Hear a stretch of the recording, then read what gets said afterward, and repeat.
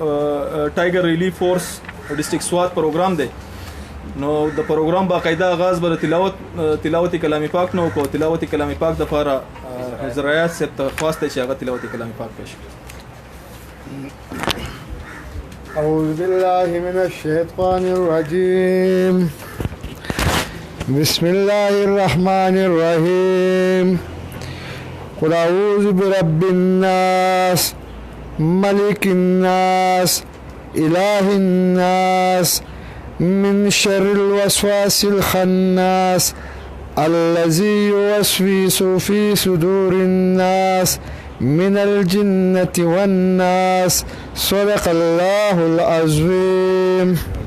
جزاك الله.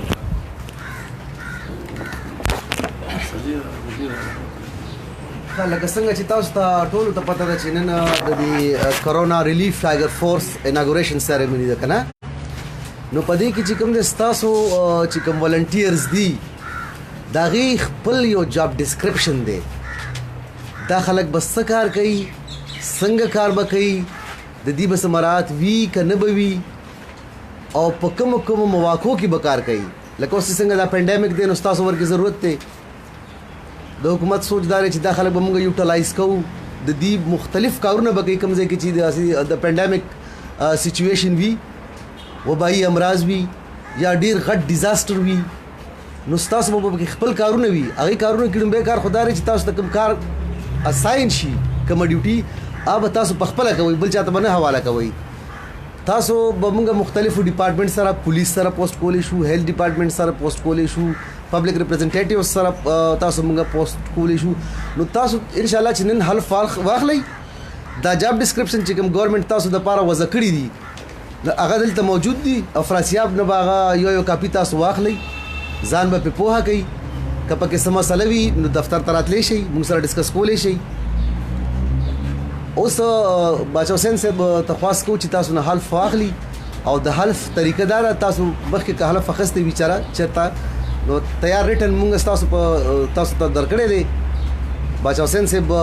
شروع کی تاسو نه خو چې کله دی و چې مې نو بیا به تاسو هر سړی خپل نوم واخلئ او د حلف مطلب باندې پوهېږي که نه یو سړی چې حلف واخلي کله نو بیا هغه د څه شي دپاره چې هغه حلف اخستی وي نو هغه به بیا په هر قیمت هغه ډیوټي به سرته رسولي صحیح ده که نه او کوشش دا وکړئ چې تاسو کوم تاسو ودرېږئ او په ولاړه باندې حلف واخلئ باچا حسین صاحب ته درخواست دی چې حلف واخلئ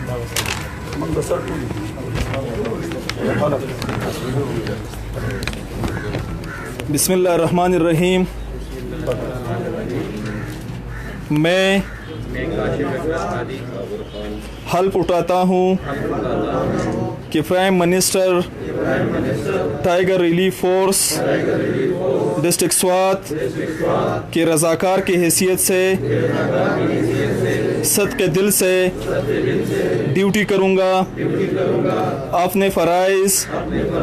کی انجام دہی میں اپنی ذاتی مفاد کو بلا طاق رکھ کر ضلع سوات کے عوام کی بہتری کی ہر ممکن کوشش کروں گا ضلع انتظامیہ کے فیصلوں پر اثر انداز نہیں ہوں گا بطور رضاکار ضلع انتظامیہ کے ہر فیصلے کو مانوں گا میں اپنے آپ کو کسی سیاسی پارٹی یا سرکاری عہدیداری کے نمائندے کے طور پر پیش نہیں کروں گا کسی بھی غیر قانونی غیر اخلاقی کام میں ملوث ہونے پر ضلع انتظامیہ کو پورا اختیار حاصل ہوگا کہ وہ میری رکنیت منسوخ کر دے مبارک شے